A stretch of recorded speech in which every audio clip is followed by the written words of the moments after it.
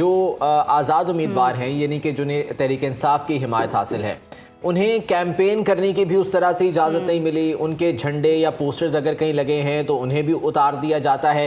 Election commission का ज़ाब्ता अखलाक यहाँ पर फिर क्यों कारगर साबित नहीं हो? ज़ाहिर है कि इलेक्शन कमीशन पाकिस्तान ने कागजी कार्रवाई के तौर पर ख़त तो लिखे, उन्होंने चीफ सेक्रेटरी को भी लिखे, IG को भी लिखे और चारों चीफ मिनिस्टर को भी लिखे। उन्होंने यकीन दहानी कराई जी कोई ऐसी कोई कंप्लेंट हमारे पास नहीं आई। जैसे होता है ना ब्यूरोक्रेसी का तरीक़ाकार कि जी हमारे पास तो कोई ऐसी कंप्लेंट नहीं आई। बहरहाल इलेक्शन कमीशन पाकिस्तान ने अपने कानूनी जिम्मेदारियाँ पूरी करते हुए खतूत तो लिखे हैं। यहाँ तक कि उन्होंने सुप्रीम कोर्ट ऑफ पाकिस्तान में जब उन्होंने तहरीक इंसाफ ने अपने प्लेइंग फील्ड के हवाले से एप्लीकेशन दी तो वापस ले ली लतीफ़ खुदा साहब। अगर वापस ना लेते तो बहुत बड़ा पंडोरा बॉक्स खुला था उस पर, लेकिन लतीफ़ खुदा साहब की अपनी पॉलिसी है वापस ले ली। लेकिन हम इस तरफ नहीं जाते। असल बात ये जो आपने जो बातें की है ना आज़ाद उम्मीदवारों की, जी जो ये कामयाब हो जाते हैं और हमारा वोटर टर्नआउट 60% क्रॉस कर जाता है। जैसे कि मैंने बताया अपने तजर्बे की बना पर कि श्रीलंका में मैंने इलेक्शन अटेंड किया, मैंने देखा जाके राजा पाकसे का इलेक्शन था, सदारती इलेक्शन। मुझसे एक हफ्ते पहले वहाँ कोई बशदीद धमाके हुए अफगान सदर में और कोई 15-20 उनके वज़रा भी हलाक हो गए, मारे गए, जान बहक हो गए। इसके बावजूद भी सिक्योरिटी का ऐसा इंतज़ाम था कि हमें कहीं पुलिस कहीं आर्मी नज़र नहीं आई। अच्छा। मैंने सारा मैं 25-30 पोलिंग स्टेशन में चेक किए तो राजा पाकसे हो गया, सदर ममलकत 70% वोट कास्ट होगा। अच्छा 70%। इसी तरह इंडोनेशिया का इलेक्शन हुआ 2009 में, तो मैं वहाँ भी उनकी इन्विटेशन पे गया तो मेघावती इंतखाब लड़ रही थी, हार गई थी बहरहाल, लेकिन बहरहाल वहाँ के धमाके समाके हो रहे थे लेकिन कहीं गड़बड़ नज़र नहीं आई हमें, ना पोलिंग स्टेशन पर और ना पुलिस ना आर्मी नज़र ही नहीं आई। एक सिपाही खड़ा था पुलिस स्टेशन पर। इवन मैंने 1 जनवरी 2009 को बांग्लादेश का मैंने इंतखाब बहुत करीब से देखा। बिल्कुल। तो आप यकीन जाने कि 7-7 हज़ार का पोलिंग स्टेशन पर वोटर खड़े थे, जैसे कि 12 आने की लाइन में कभी हबीब अकरम खड़े हुए हों ना, इस तरह से खड़े थे। अच्छा। ऐसे लाइन में कोई गड़बड़ नहीं।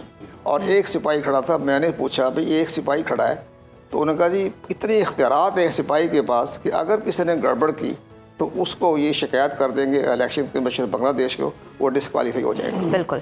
तो ऐसा इंतज़ाम है। हमारे यहाँ बदकिस्मती से बाकायदा फ्लैग मार्च हो रहे हैं, दुनिया में देखा जा रहा है 5 लाख तहलकार भी जमा हो रहे हैं। ये सब बातें मैंने इसलिए बताई कि माजी के तमाम सूरत हाल देखते। अब आप आइए इधर, अब ये आज़ाद उम्मीदवार कामयाब हो जाते हैं, अगर ये अपनी वफादारियाँ नहीं तब्दील करते, अपनी हॉर्स ट्रेडिंग नहीं करती, जैसे कि हबीब अकरम साहब ने बताया, नसीरुद्दीन साहब ने बताया कि बहुत अच्छा इनका सेटअप, अपने हमारे दोस्त अरीक नाजी ने भी एक नया, तो ठीक है उनकी बातें में वज़न है।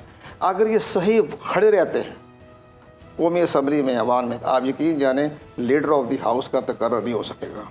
अच्छा नहीं हो सकेगा क्योंकि 169 लेना बहुत मुश्किल काम है।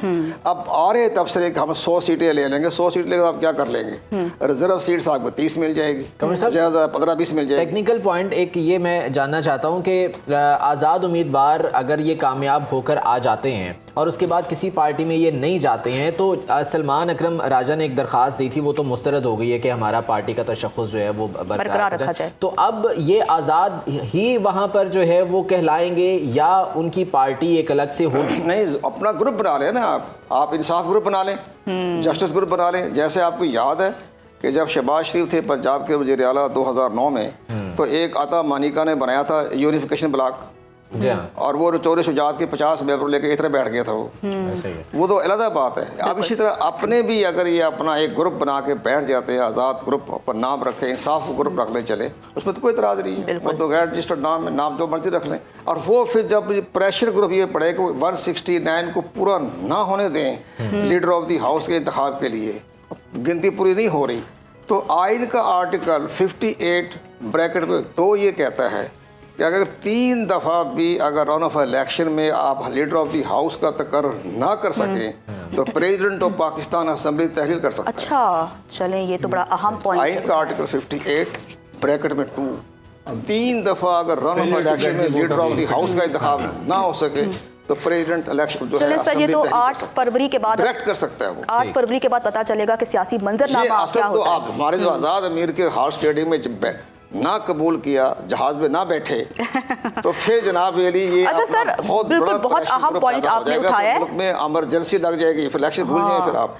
एक डेडलॉक सा कायम हो जाएगा। ऐड करना चाहता हूँ सिर्फ अच्छा। इसी बात में, मेरे समय के आप कमर साहब तसही कर दीजिए, मुझसे केपी असेंबली है, आज़ाद उम्मीदवार विद इन ब्रैकेट्स मेजॉरिटी में आ जाते हैं, कोई पार्टी नहीं, अगर वो चाहें तो अपना लीडर ऑफ द हाउस कायदे ईवान मुंतखब कर सकते हैं और वही शख्स प्रोविंशियल चीफ एग्जीक्यूटिव। यस, ये मैं परसों मैंने कॉलम में लिखा, मेरे कॉलम में लिखा, पर जंग अखबार मैंने इंटरव्यू दिया, फ्रंट पेज पे छपा हुआ है, प्रोविंशियल चीफ एग्जीक्यूटिव बन उसमें जाएगा। लिखा हुआ कि आज़ाद अपनी कैबिनेट नाम लेकिन सर अगर पाकिस्तान की तारीख देखें तो हमने प्राइवेट बहुत से से आईनी बहरान देखे हैं, क्योंकि हम ब्रेक से पहले बात कर रहे थे sir. Have their own leader of the house even in the national assembly. Yes yes, कोई कदगर नहीं है का आइन में, कोई कदगर नहीं। आपकी क्या राय है, पार्लियामेंट की सोवरेनिटी के हवाले से मुख्तलिफ चीज़ें जो है वो सामने आ रही हैं? पार्लियामेंट सॉवरन नहीं है, नहीं, ये हम बात दुरुस्त कह रहे हैं। सॉवरन मुल्क इसमें बालादस्ती का मुल्क है, इस्तेमाल अवाम नहीं है। करना चाहिए। ठीक है, उसमें सुप्रीम कोर्ट ऑफ पाकिस्तान दरमियान में आ जाती है, तो वो ये कहते हैं हमारी बालादस्ती, सुप्रीम कोर्ट का ये भी रूलिंग मैंने पढ़ी है।